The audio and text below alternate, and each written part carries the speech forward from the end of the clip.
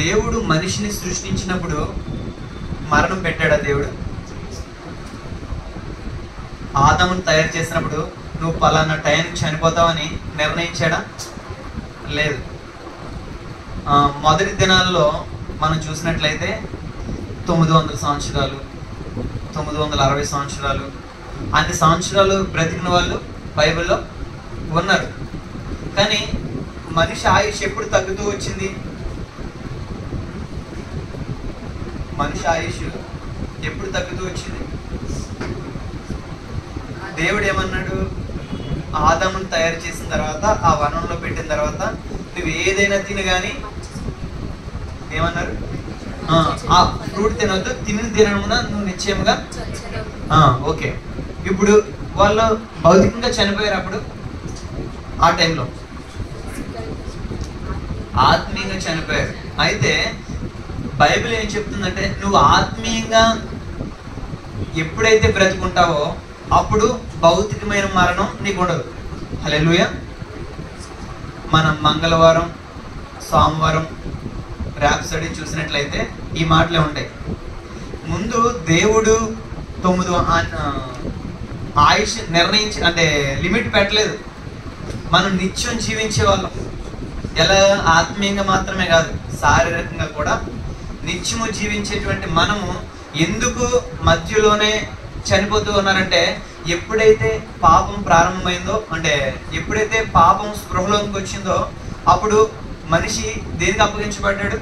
మరణానికి అప్పగించబడ్డాడు. అయితే దేవుడు సృష్టించినప్పుడు మనం చనిపోవడం దేవుని చిత్తం, దేవునికి ఇష్టం కాదు. అందుకే 900 సంవత్సరాలు బ్రతికారు. అలాగా ఆయుష్ తగ్గుతూ వచ్చింది. మోషే కాలానికి వచ్చేసరికి మోషే ఒక కీర్తనలు అంటాడు, మనిషి ఎక్కువగా బ్రతికితే 120 సంవత్సరాలు అంటాడు.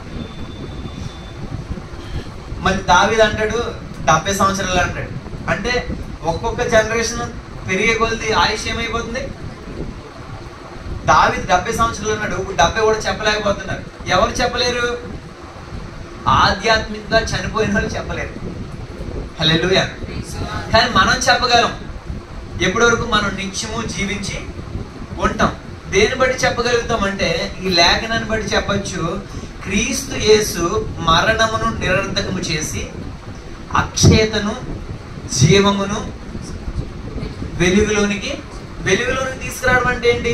ఇప్పుడు లైట్లు ఆఫ్ చేసామనుకో, ఈ రూమ్లో ఎవరు ఎక్కడ ఉన్నారో తెలుస్తుందా? ఏ వస్తువు ఎక్కడుందో తెలుస్తుందా? కొంతమంది కనిపిస్తారు చీకట్లో కూడా. పళ్ళు తెల్లగా ఉన్న వారు పళ్ళు కనిపిస్తాయి. అయితే ఇప్పుడు లైట్ ఆపితే ఎవరు ఎక్కడ ఉన్నారో, ఏ ప్లేస్లో ఏ వస్తువు ఉందో తెలియదు. కానీ వెలుగు లైట్ వేసినప్పుడు తెలుస్తుంది. కానీ దేవుడు మనిషి మరణించకూడదని ఆల్రెడీ నిర్ణయించాడు. కానీ మనిషే ఏం చేసుకున్నాడు? మరణానికి అప్పగించుకున్నాడు. ఎప్పుడు? మాట అతిక్రమించినప్పుడు. ఆజ్ఞ అతిక్రమే పాపము. అయితే ఆజ్ఞ ఎప్పుడైతే అతిక్రమించారో వాళ్ళు మరణానికి అప్పగించబడ్డారు. ఆత్మీయంగా చనిపోయారు. ఆత్మీయంగా చనిపోయిన వాళ్ళు దేనికి అర్హులు అంటే మరణానికి అర్హులు. కానీ మళ్ళీ ఆత్మీయంగా బ్రతికిన వాళ్ళు దేనికి అర్హులు అంటే నిత్య జీవానికి అర్హులు. నిత్య జీవం ఎప్పుడు పొందుకుంటారు? అయ్యగారు, ప్రణీత్ అయ్యగారు ఎక్కువ సార్లు చెప్తుంటారు, నిత్య జీవం ఆల్రెడీ మనం పొందుకుని ఉన్నాం. ఇప్పుడు ఆల్రెడీ జీవిస్తూ ఉన్నాం కనుక మనకి మరణం లేదు. అయితే 120 సంవత్సరాలు, 70 సంవత్సరాలు ఎందుకు తరిగిపోయిందంటే పాపం పెరిగి కొద్ది ఆయుష్ ఏమైపోయింది? తరిగిపోయింది. మరి యేసు ప్రభు ఇక్కడ చెప్తున్న మాట ఏంటి? ఆయన వెలుగులోకి తెచ్చాడు. ఏ వెలుగులోకి తెచ్చాడు? ఆల్రెడీ మరుగు చేయబడింది, చీకటిలోకి వెళ్ళిపోయింది. ఏంటి? అక్షయత, జీవము అంటేనే తెలియదు. ఎప్పుడు? క్రీస్తు రాక మునుపు జీవం అంటే తెలుసా? ఆల్రెడీ అందరూ చనిపోయారు కాబట్టి మేము కూడా చనిపోతాం. ఇప్పుడు కూడా చాలా మంది అలానే అంటుంటారు. ఇప్పుడు వరకు బ్రతుకున్న వాళ్ళు ఎవరండి? మనం ఉన్నాం కదా. హల్లెలూయా. నేను చనిపోను అనమాట. కనుక ఇప్పుడు యేసు ప్రభు ఆయన నిరూపించాడు. ఎలా వెలుగులోకి తెచ్చాడంటే ఆయన చనిపోయాడు, సమాధి చేయబడ్డాడు, 3వ దినాన తిరిగి లేచాడు. అలాగని మనం చనిపోయి మరలా తిరిగి లేస్తామని కాదు, మనం తిరిగి లేవకూడదని ఆయన లేచాడు. హల్లెలూయా. అంటే ఇప్పుడు ఆయన ఏది నిరూపించాడు? మరణానికి నా మీద అధికారం లేదు. ఒకప్పుడంట సాతానికి మరణాల మీద అధికారం ఉందంట. ఎలా చెప్పగలరు అధికారం ఉందని?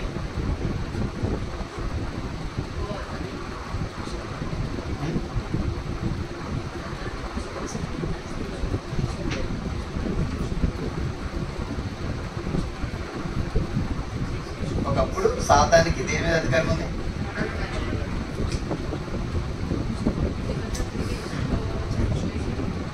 లేవలేదు. అయితే ఆదాము పాపము చేయక మునుపు సాతానికి అధికారం ఉందా? లేదు. అయితే మనం బైబిల్లో చూస్తే యోబుని సాతాను యోబుకిని అదే దేవునికిని సాతానికి మధ్య డిస్కషన్ ఉంటుంది కదా. అక్కడ ఆ డిస్కషన్ జరిగేటప్పుడు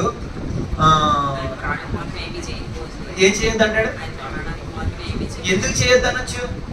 అంటే చేయగలిగే అధికారం ఉండొచ్చు. అంటే దేవుడి మాట వింటాడా సాతాను? మరి అక్కడ వినడము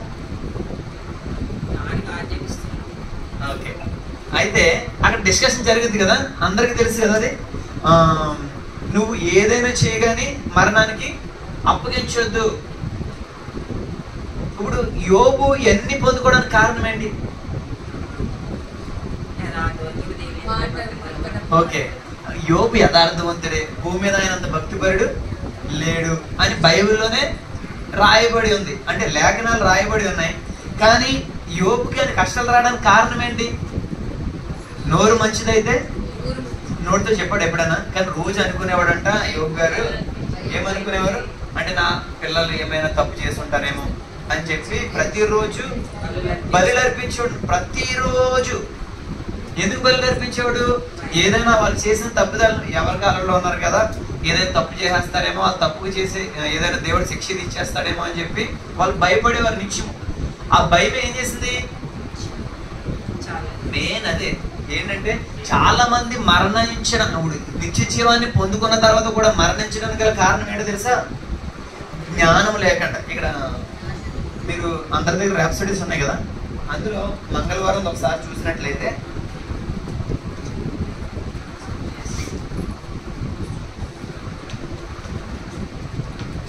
మంగళవారం సోమవారం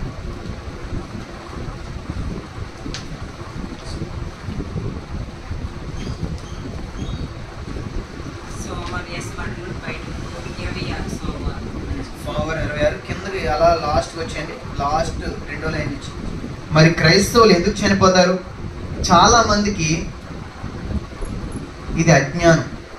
కీర్తన 82:5-7 ప్రకారం. మరియు స్పృహ మరియు మరణ భయం కారణంగా కూడా వస్తుంది. మరణం దేనికి వస్తుందంట? 3 కారణాలు చెప్తున్నారు క్రిషయ్య గారు. ఏంటంట? ఒకటి అజ్ఞానం. అంటే జ్ఞానం, నా జనులు జ్ఞానం లేక నశించుచున్నారు. ఇక్కడ 82వ కీర్తనలు అంటే నా జనులకు తెలివి లేదు, వారు గ్రహించరు. తెలివి లేదు, వారు గ్రహించరు. తెలివి లేదు, వారు గ్రహించరు. అయితే నా జనులు జ్ఞానము లేక నశించుచున్నారు. చాలా మంది చనిపోవడానికి గల కారణం ఏంటంటే వారి అజ్ఞానం. 2 స్పృహ. అంటే వాళ్ళు ఎప్పుడు కూడా స్పృహ కలిగి ఉంటారు. వాళ్ళు చనిపోయారు, మా అమ్మమ్మ చనిపోయింది, మా తాతమ్మ చనిపోయింది, మా తాతయ్య చనిపోయాడు, మేము కూడా. అంటే వాళ్ళు ఏ స్పృహలో ఉంటారు? చనిపోతామని. చాలా మంది దైవ సేవకులు చనిపోవడానికి కూడా కారణం గొప్ప గొప్ప భక్తి పనులు. కేవలం ఏలియా మాత్రమే ఎందుకు మరణం చూడకుండా వెళ్ళాడు? కేవలం హానోకు మాత్రమే మరణం చూడకుండా ఎందుకు వెళ్ళాడు? వాళ్ళు ఆ స్పృహ కలిగి ఉన్నారు. ఏ స్పృహ? మేము చనిపోము, మేము చనిపోకుండా కూడా దేవుని దగ్గరికి వెళ్తాము అనేటువంటి స్పృహ కలిగి ఉన్నారు. ఇప్పుడు మరణము నన్ను ఏమీ చేయలేదు అని చెప్పి యేసుప్రభు కూడా నిరూపించారు. కానీ మనం మరణం రుచి చూడకుండానే మనం కూడా ఎక్కడికి వెళ్తాం? దేవునితో ఉంటాం, నిత్యము ఉంటాం. కానీ ఆ స్పృహ మనం కలిగి ఉండాలి.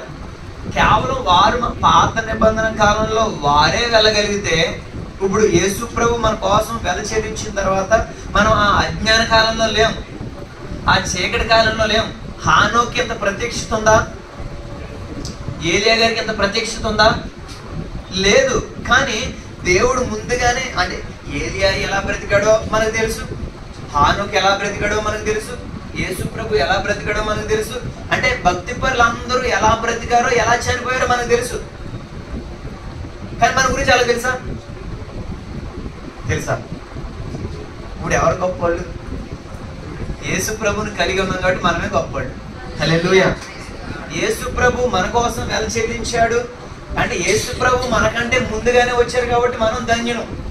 ఎందుకంటే ఇప్పుడు ఆ ప్రత్యక్షత మనకుంది. ఆయన మరణమును నిరర్ధకము చేసి అక్షయతను జీవమును వెలుగులోనికి తెచ్చాడు. ఇప్పుడు మనకి అంటికి కనిపించేలా చేశాడు. కానీ అది అనుభవించవలసింది ఎవరు? ఎప్పుడు కోల్పోతారంటే అజ్ఞానం వల్ల. కానీ ఎప్పుడు ఆ స్పృహ కలిగి ఉండాలి. ఏ స్పృహ? యేసు ప్రభు వారు నా కోసం ఏదైతే చేశారో, ఇప్పుడు యేసు ప్రభు భూమి మీద ఎలాగైతే బ్రతికారో మనం కూడా అలా బ్రతకాలనుకుంటున్నాడు ఆయన. అంటే కానీ ఆయన చనిపోయినట్టు మనం చనిపోకూడదు. మనం చనిపోకూడదనే ఆయన చనిపోయాడు. కనుక ఇక్కడ 3 కారణాలను బట్టి మరణం వస్తుందంట. ఏంటి? అజ్ఞానము, 2 స్పృహ, నేను చనిపోతానేమో, రోగం వస్తుందేమో, బలహీనత వస్తుందేమో. వచ్చినా అదేమీ చేయలేదు. ఇక్కడ ఇందులో రాశారు ఆ 2 మంగళవారం సోమవారం విషయాల్లో ఆ అంశాల్లో చాలా వివరంగా రాశారు అయ్యగారు. ఏంటంట? దేవుడు అంట యేసు ప్రభు సాతాన్ని శక్తిహీనుడిగా చేస్తాడంట. వాడికి అధికారం లేదు, బలం లేదు, దేని మీద అధికారం లేదు, మరణం మీద ఇంకా అధికారం లేదు. అంటే వాడు ఏం చేయలేడు? ఇప్పుడు చంపలేడు. మీకు ఒకటి చెప్పనా? పోలీసులకి కొట్టే అధికారం లేదు కానీ కొడతారు. ఏం అధికారం లేదు కానీ కొడతారు. ఎప్పుడు వరకు కొడతారు? అలా కాదు. ఆ దెబ్బలు తింటున్న వ్యక్తికి ఆ సత్యం తెలియనంతసేపు వాళ్ళు కొడతారు. అంటే లా ఏం చెప్తుంది? మ్యాన్ హ్యాండ్లింగ్ చేయడానికి వీల్లేదు. అంటే అంటే నిజంగా ఒకవేళ కొట్టారు అని చెప్పి కేసు పెట్టడానికి వెళ్ళామనుకో, ఆ పోలీసులు వాళ్ళకే సపోర్ట్ చేస్తారు. ఎందుకు సపోర్ట్ చేస్తారు? అది లా. పోలీసులు సపోర్ట్ చేయడం లా వ్యతిరేకమైన. అంటే మనకి ఎక్కడికి వెళ్ళాలో ఆ లా ఎలా వినియోగించుకోవాలో తెలియనప్పుడు వాళ్ళు ఏం చేస్తారు? దాన్ని దుర్వినియోగం చేస్తున్నారు. అంటే వాళ్ళకి కొట్టే అధికారం లేకపోయినా కొడుతున్నారు. అంటే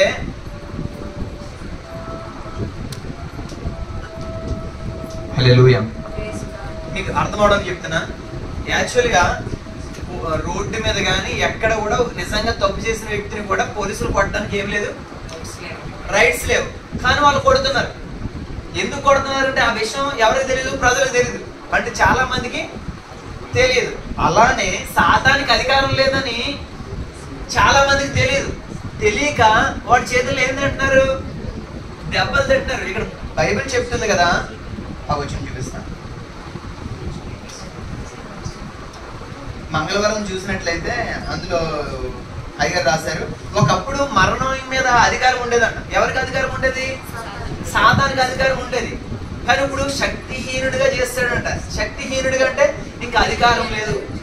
ఇప్పుడు పోలీసు కొడుతున్నాడు. ఆయన దాన్ని ఏం చేశారు? ఆయన ఉద్యోగం తీస్తారు అనుకోండి. ఉద్యోగం తీసిన తర్వాత ఒకవేళ లాలో ఉన్నా లేకపోయినా ఆ అధికారం వినియోగించుకోగలిగాడా? ఇప్పుడు సీఎం ఉన్నాడని మనం ఓట్లు వేసి గెలిపించిన సీఎం గారు ఉన్నారు. ఇప్పుడు ఓడిపోయిన తర్వాత ఆయనకి అధికారం ఉంటుంది? అసలు ఉన్నంతసేపు ఏం చేస్తారు? ఏదైనా చేయగలరు. అధికారాలు, చట్టాలు, ఏదైనా మార్చగలరు. చేయగలరా? ఏదైనా చేయగలరు. కానీ ఒకసారి అధికారం నుంచి తప్పుకున్న తర్వాత మరలా అసలు ఏం కనపడరు. ప్రజల మీద దాన్ని ఏమంటారు? ప్రభుత్వం చేయడం కానీ, అజమాయిషీ చేయడం కానీ, అధికారం చెలాయించడం కానీ. అసలు ఇప్పుడు చూడండి, ఒక ముఖ్యమంత్రిగా ఉన్నప్పుడు ప్రతి ఒక్కరు మాట వినాలి. ముఖ్యమంత్రి అయిపోయిన తర్వాత అధికారం లేనప్పుడు ఆయన ఎవరైనా లెక్క చేస్తారా? అంటే గౌరవిస్తే ఇవ్వచ్చు, కానీ లెక్క చేస్తారా? చేయరు. ఇక్కడ కూడా అసలు సాతాను మీద గౌరవం ముందే లేదు. కానీ ఆయనకి ముందు అధికారం ఉందంట. ఆ అధికారంతో ఏం చేసేవాడు? భయపెట్టేవాడు, జనాల్ని చంపేసేవాడు, భయంకరంగా ఏడిపించేవాడు. కానీ ఇప్పుడు అధికారం తీసేసిన తర్వాత వాడు ఎలా బ్రతుకుతున్నాడు తెలుసా? ఆ భ్రమలోనే భయపెడుతూ బ్రతికేస్తున్నాడు. ఎందుకు బ్రతుకుతున్నాడంటే ప్రజలకి ఆ స్పృహ లేక మేము ఆల్రెడీ విమోచించబడ్డాము, సాతానికి అధికారం లేదు, మరణం యొక్క తాళపు చెవులు, నరక యొక్క తాళపు చెవులు యేసు ప్రభు దగ్గర ఉన్నాయంట. ఇప్పుడు ఆ తాళపు చెవులు అసలు సాతానికి దేని మీద అధికారం లేదు, మన మీద అసలే అధికారం లేదు. కానీ అలాంటిది ఎప్పుడు అజమాయిషి మన మీద చేస్తాడు అంటే మనకు ఆ స్పృహ లేనప్పుడు. కనుక మనం ప్రతిరోజు ఏ స్పృహ కలిగి ఉండాలంటే, ఇప్పుడు ఇల్లు నాది అన్నప్పుడు ఎవరో వచ్చి ఈ ఇల్లు నాది మీరు బయటికి వెళ్ళిపోయినట్టు వెళ్ళిపోతామా? ఎందుకు వెళ్ళాం? మనకి ఏముంటది? అధికారం ఉంటది, డాక్యుమెంట్స్ ఉంటాయి. ఓకే, మరి మనకి డాక్యుమెంట్స్ ఉన్నాయి కదా. యేసు ప్రభు మన కోసం చనిపోయాడు, సమాధి చేయబడ్డాడు, తిరిగి లేచాడు. అలాగే మరణాన్ని బంధించి మరణాన్ని నిరర్ధకం చేసి, నిరర్ధకం అంటే అసలు తీసేసి, ఇప్పుడు అంటే ఇది ఇక్కడ ఇది ఉంది, ఇది లేదు అని ఎప్పుడు చెప్తాం? ఇప్పుడు ఇది ఇక్కడ, ఇది ఎక్కడ ఉంది? ఇటు సైడ్ ఉంది. ఇప్పుడు ఈ బాక్స్ నా లెఫ్ట్ సైడ్ లేదు అంటే దాన్ని ఏం చేశాను? మొత్తం పూర్తిగా తీసేశాను. అలానే మరణాన్ని, ఆ నరకాన్ని, లేకపోతే ఇవన్నీ అసలు దేవుని బిడ్డలకి దూరం చేశాను. అసలు మనకి సంబంధం లేనివి అవి. ఎవరికి సంబంధం లేదు? మరణం మనకి సంబంధం లేదు, నరకం మనకి సంబంధం లేదు, అవి మన ప్లేస్ కాదు. ఇప్పుడు మనం నైట్ పడుకునేటప్పుడు మన పక్కింటి వాళ్ళ ఇంటికో పొరుగింటి వాళ్ళ ఇంటికో వెళ్ళి పడుకోం. ఎందుకు పడుకోం? మన ఇల్లు కాదు కాబట్టి. ఒకవేళ వెళ్తే ఏం చేస్తారు? టైం కాకుండా వెళ్ళామనుకో, ఒకవేళ తెలిసిన వాళ్ళ ఇంటికి కూడా వెళ్ళకూడదు టైం కానీ టైంలో. మన ఇల్లు కాదు అంటే మనం వెళ్ళం. కనుక అవి మనకు సంబంధించినవి కాదు. నరకం మనకు సంబంధించింది కాదు, మరణం మనకు సంబంధించింది కాదు. ఎవరికి సంబంధించింది అంటే అది ఆ దేవుని బిడ్డలు కాని వారికి, రక్షణ పొందలేని వారికి. కానీ దేవుని చిత్తమేంటి? ఎవ్వరు కూడా వెళ్ళకూడదు అందులోకి. ఎందులోకి వెళ్ళకూడదు? మరణానికి ఎవరు అప్పగించబడకూడదు. కనుక మనం ఆ స్పృహ కలిగి ఉండాలి. అసలు దాని గురించి అసలు మనం పట్టించుకోవాల్సిన అవసరం లేదు. దేని గురించి? నేను చనిపోను, నేను నిత్యము సజీవుడనై ఉన్నాను అంతే. ఎందుకు అంటే యేసు ప్రభు ఆల్రెడీ నేను చనిపోకూడదని ఆయన నా కోసం వెల చెల్లించాడు. ఇప్పుడు మనకు మనోనేత్రాలు వెలిగించాడు, వెలుగులోనికి తెచ్చాడు. కాబట్టి ఇంకా మనం మరణించాం. హల్లెలూయా. ఒకసారి నాతో పాటు ఈ మాట చెప్తారా? నేను మరణం యొక్క స్పృహతో లేదా ఈ ప్రపంచం యొక్క పరిమితులకు కట్టబడి ఉండడానికి నిరాకరిస్తున్నాను. క్రీస్తు నాకు లభించిన జీవితం మరియు విజయం యొక్క సంపూర్ణతలో నేను నడుస్తాను. మరియు నేను ఆరోగ్యం, బలం మరియు శక్తితో జీవిస్తున్నాను. నేను అతీంద్రియ జీవితాన్ని గడుపుతున్నాను. యేసు నామములో నా జీవితంలోని అన్ని రంగాలలో దేవుని శక్తి మరియు మహిమను ప్రదర్శిస్తున్నాను. హల్లెలూయా. 2 పేతురు 1వ అధ్యాయం 4వ వచనం ఒకసారి చూద్దామండి. 2 పేతురు 4వ అధ్యాయం 1వ వచనం. 2 పేతురు 1వ అధ్యాయం 4వ వచనం.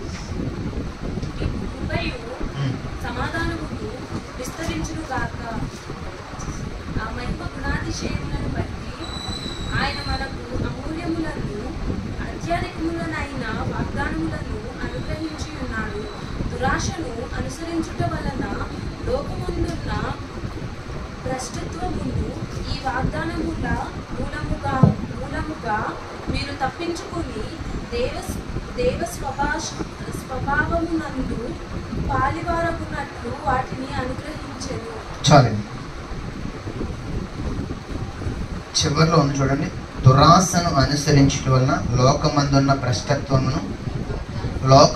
భ్రష్టత్వమును ఈ వాగ్దానముల మూలముగా మీరు తప్పించుకుని దేవ స్వభావమునందు పాలివారగునట్లు వాటిని అనుగ్రహించెను. అంటే దేవుడు ఆల్రెడీ లోకమందున్న భ్రష్టత్వమును ఈ వాగ్దానముల మూలముగా, అంటే ఏదైతే క్రీస్తునందు ఉన్నటువంటి వాగ్దానాలు అయితే ఉన్నాయో ఆ వాగ్దానముల మూలంగా ఇప్పుడు మన జీవితం ఎలాంటిది, దేవుని స్వభావం ఎలాగైతే ఉంటుందో అటువంటి జీవితం మనం జీవిస్తున్నాం. కనుక ఇంకా ఇప్పుడు మనల్ని మనం చూసుకుంటున్నప్పుడు ఎవరిని చూడాలి? మొదటిగా బయట వాళ్ళు మనలో క్రీస్తుని చూడటం కాదు, మనలో మనం ముందు చూసుకోవాలి. హల్లెలూయా. మొదట ఎదుటివారు చూసి ఈయన యేసు ప్రభులా జీవిస్తున్నాడు, యేసు ప్రభులా ఉన్నాడు అని బయట వాళ్ళు చెప్పడం కాదు, మొదట నీకు నువ్వే చెప్పుకునేలా ఉండాలి. మనకు మనమే చెప్పుకుంటూ ఉండాలి. చెప్పుకుంటున్నప్పుడు మనం ఇది నేను వెళ్ళే మార్గము అని, ఏదైతే మనం నడుస్తూ ఉన్న మార్గాల్లో అంటే మనల్ని చూసిన వాళ్ళకి తెలిసింది ఇది క్రీస్తు మార్గం అని చెప్పి. కనుక ఎదుటివారు చూసే కన్నా ముందుగా మొదటిగా మనల్ని మనం అర్థంలో చూసుకున్నప్పుడు ఎలా చూసుకోవాలి? నేను ఎంత అందంగా ఉన్నాను, సేమ్ టు సేమ్ ఎలా ఉన్నాను? యేసు ప్రభులా ఉన్నాను. యేసు ప్రభు ఎలా ఉన్నారు? వాక్యంలో యేసు ప్రభు ఎలా ఉన్నాడో నేను అలానే ఉన్నాను. హల్లెలూయా. చివరిగా ఒక మాట చదివి ముగింపులోకి తీసుకొస్తాను. ప్రకటన గ్రంథము 1వ అధ్యాయము 18వ వచనం.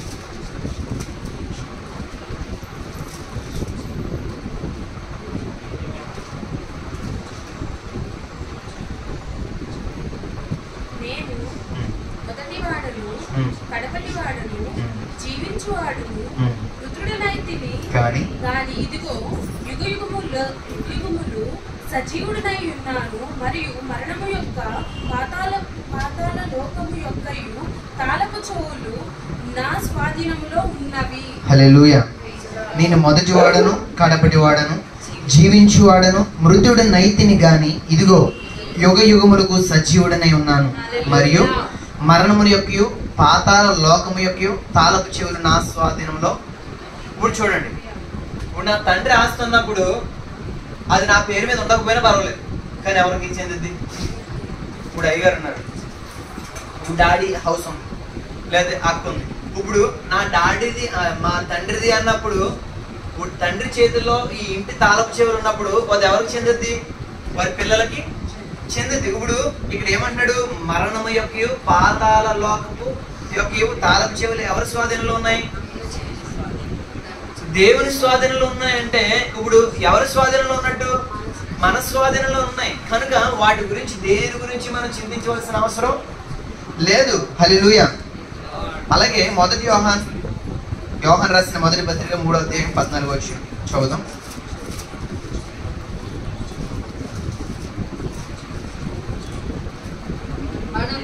మనము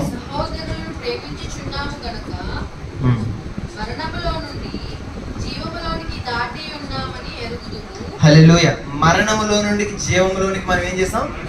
దాటి ఉన్నాము. ఇంకా మరణం లేదు మనకి. ఆల్రెడీ ఎందులోకి వచ్చాం? యేసు ప్రభుని ఎప్పుడైతే సొంత రక్షకుడిగా అంగీకరించామో అప్పుడు ఆ మరణములో నుంచి, ఇప్పుడు చూడండి మన ముందు ఎంతో మంది భక్తి పరులు, ఇప్పుడు చాలా మంది 100 సంవత్సరాలు, 200 సంవత్సరాలు, 500 సంవత్సరాలు, హానోకు దేవునితో 300 సంవత్సరాలు, 300 ఎన్ని సంవత్సరాలు? 365 సంవత్సరాలు నడిచి హానోకు ఏమయ్యాడు? ఆరోహణం అయిపోయాడు. ఇప్పుడు చాలా మంది ఎప్పుడు చనిపోయారో తెలుసా? నోవాహు ఓడ ప్రళయంలోనే చనిపోయారు. ఎక్కువ సంవత్సరాలు బ్రతికిన వాళ్ళందరూ ఏ ప్రళయంలో వెళ్ళిపోయారు? నోవాహు జల ప్రళయంలో వెళ్ళిపోయారు. తర్వాత నోవాహు కాలం అయిపోయింది, అబ్రహం కాలం వచ్చింది. అబ్రహం కాలంలో ఎన్ని సంవత్సరాలు బ్రతికారు? అబ్రహం 175, ఇస్సాకు 180. మీరు ఒకటి గమనించండి, ఇప్పుడు అబ్రహం భక్తిపరుడా, ఇస్సాకు భక్తిపరుడా? ఎవరు? ఓకే, మనకు తెలిసి అబ్రహాం అనుకోవచ్చు. కానీ ఎవరు ఎక్కువ కాలం బ్రతికారు? ఇస్సాకు 180 సంవత్సరాలు బ్రతికాడు, అబ్రహాం ఓకే. తర్వాత అంటే ఇప్పుడు తండ్రి భక్తిపరుడైన కొడుకు ఎక్కువ కాలం ఎందుకు బతికి ఉండొచ్చు మనకు తెలియదు అయింది. ఓకే, తర్వాత అలా మోషే కాలంకి వచ్చేసరికి మోషే కూడా చాలా భక్తిపరుడు. మోషే ఎన్ని సంవత్సరాలు బ్రతికాడు? 120 సంవత్సరాలు బ్రతికాడు. 120 సంవత్సరాలు చనిపోయేటప్పటికంట దృష్టి మాన్యం తగ్గలేదంట, ఎముకల్లో సత్వ తగ్గలేదు. అంటే 120 సంవత్సరాలు అంటే వాళ్ళ లిమిట్. మోషే బైబిల్లో మోషే రాసిన కీర్తనలో 120 సంవత్సరాలనే ఉంటది. అంటే లిమిట్ ఎవరు పెట్టుకున్నట్టు అక్కడ? మోషే పెట్టుకుని ఉంటాడు. ఎందుకంటే ఆ కీర్తనలో 120 సంవత్సరాలే ఆయుష్ అని ఉంటది. 120 సంవత్సరాలు బ్రతికాడు. ఎవరు? నాకు తెలిసి మరి దావీదు గారు 70 సంవత్సరాలు బ్రతుకుంటారేమో. ఎందుకంటే వాళ్ళే లిమిట్ పెట్టుకున్నారు. ఎక్కడ దేవుడు ఎప్పుడు లిమిట్ పెట్టలేదు, మనుషులే లిమిట్ పెట్టుకుంటున్నారు. కానీ ఇప్పుడు దావీదు 70 సంవత్సరాలు ఉన్నాడని ఇప్పుడు 80 సంవత్సరాలు బ్రతుకున్నాడు లేరా? మా తాతకు 100 సంవత్సరాలు ఉంటాయి, ఇంకా ఆయన ఆరోగ్యంగానే ఉన్నాడు. షుగర్ లేదు, బీపీ లేదు, ఆయన అసలు ఎవరు గొడవ పట్టించుకోడు, ప్రపంచాన్ని పట్టించుకోడు, అలా ఉంటాడు. అంటే వాళ్ళ పిల్లలు మనవలు కూడా పుడేశారు. కానీ ఆయన ఇంకా షుగర్ లేదు, బీపీ లేదు, మళ్ళీ ఎక్కువ తింటావు, రోజుకి ఎంత తింటాడు, ట్యాబ్లెట్ లేదు. అయితే ఆయన నిర్ణయించుకోవట్లేదేమో ఇంకా, కానీ ఆయన కోసం పిల్లలు ఎదురు చూస్తుంటారు, ఈయన ఇంకా పోవట్లేదు. లేదా చాలా మంది ఎదురు చూస్తూ ఉంటారు. అయితే కొంతమంది సజీవం ఉంటారు యేసుప్రభు వచ్చే వరకు, కొంతమంది కదా మనం ఉంటాం. కనుక మనం ఉండాలనేది దేవుని యొక్క ప్రణాళిక. మనం ఎప్పుడు కూడా ఈ 3 విషయాలు గుర్తుపెట్టుకోండి. మనం మరణంలో నుండి జీవంలోనికి దాటి ఉన్నాం. కనుక ఎప్పుడు కూడా 3 విషయాలు చెప్పాను కదా, స్పృహ కలిగి అజ్ఞానం విడిచిపెట్టాలి. అసలు ఎవరు ఆలోచిస్తారు? చనిపోతామని ఎవరు ఆలోచిస్తారంటే జ్ఞానం లేని వాళ్ళు ఆలోచిస్తారు. 2 స్పృహ కలిగి ఉండాలి ఎప్పుడు కూడా. నేను చనిపోను. ఎప్పుడు చనిపోము? రాగం వచ్చినా చనిపోం, బలహీనత వచ్చినా చనిపోం, ఇబ్బంది వచ్చినా చనిపోం. ఎటువంటి లోకంలో తుఫాన్లు వచ్చినా, భూకంపాలు వచ్చినా, ఆఖరికి ప్రపంచాన్ని ఏదైనా ముంచివేసినా సరే మనం ఏమైపోం? చనిపోం. కనుక ఆ స్పృహ కలిగి ఉండాలి. 3 భయం విడిచిపెట్టాలి. మనం భయం విడిచిపెట్టాలి. ఈ 3 గుర్తుపెట్టుకోండి. ప్రార్థన చేద్దాం కలిసి, ఒప్పుకోండి. క్రీస్తులో మనకు లభించిన మరణంపై విజయం కోసం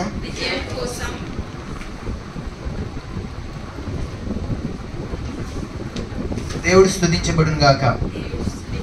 ఇక్కడ అర్థమైందా? క్రీస్తులో మనకు లభించిన మరణంపై విజయం కోసం దేవుడు స్తుతింపబడును గాక. నేను ఇప్పుడు మాంసంతో జీవిస్తున్న జీవితం నన్ను ప్రేమించి నా కోసం తను తాను సమర్పించుకున్న నా ప్రభు అయిన యేసుక్రీస్తు విశ్వాసం ద్వారా నేను జీవిస్తున్నాను. నేను మృత్యువు నుండి జీవములోనికి వచ్చానని తెలిసి నిర్భయముగా జీవిస్తున్నాను. నాలోని దేవుడు జీవము నన్ను అతినేంద్రియం చేస్తుంది మరియు అనారోగ్యం, వ్యాధి, వైఫల్యం, మరణం మరియు దెయ్యానికి అజేయమైనదిగా చేస్తుంది. హల్లెలూయా, ప్రైజ్ ది లార్డ్. కనుక ఈ విషయాన్ని గుర్తుపెట్టుకోండి. దేవుడు క్రీస్తు యేసునందు మరణమును నిరర్థకము చేసి అక్షయతను, జీవమును మనకు వెలుగులోనికి తెచ్చాడు. తెచ్చి మాత్రం ఆయన దగ్గర పెట్టుకోలేదు, ఆల్రెడీ మనకి ఇచ్చాడు. గుర్తుపెట్టుకోండి. ఈ 3 కలిగి ఉండండి. ఎప్పుడు భయపడద్దు. ఆ స్పృహ కలిగి ఉండండి. ఏ స్పృహ? ఆల్రెడీ నేను జీవాన్ని పొందుకుని ఉన్నాను. అక్షయత అంటే క్షయం కానిది అక్షయత. క్షయం అంటే క్షయం అయిపోయింది అంటారు కదా, అంటే నాశనం అయిపోయింది. ఆల్రెడీ మనం నాశనం కాని వ్యక్తులు మనం. కనుక ఆ విషయాలు గుర్తుపెట్టుకోండి. దేవుడి వాక్యాన్ని దీవించి అన్నాడు. Praise the Lord. నాకు ఈ అవకాశాన్ని ఇచ్చిన పాస్టర్ గారికి కృతజ్ఞతలు. హల్లెలూయా.